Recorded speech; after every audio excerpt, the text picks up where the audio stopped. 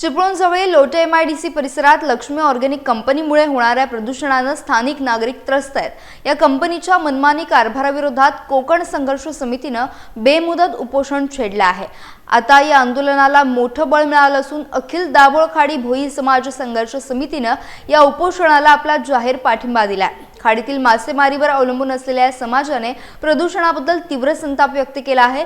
मागील अनेक वर्षांपासून प्रदूषणाच्या समस्येमुळे जलचर प्राण्यांचे अस्तित्व धोक्यात आले असून स्थानिकांच्या आरोग्यावर देखील गंभीर परिणाम होत आहे।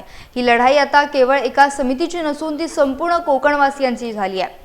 प्रशासनाने या प्रकरणाची तातडीने दखल घेऊन संबंधित कंपनीवर कठोर कारवाई करावी अशी आग्रही मागणी दोन्ही समित्यांच्या वतीने करण्यात आली आहे। जोपर्यंत प्रदूषण रोखण्याबाबत ठोस निर्णय होत नाही तोपर्यंत हे उपोषण मागे घेतले जाणार नसल्याचं आंदोलकांनी स्पष्ट केलं आहे। या भूमिकेमुळे MIDC प्रशासनाची डोकेदुखी वाढली असून जिल्ह्यात या आंदोलनाची चर्चा सुरू आहे।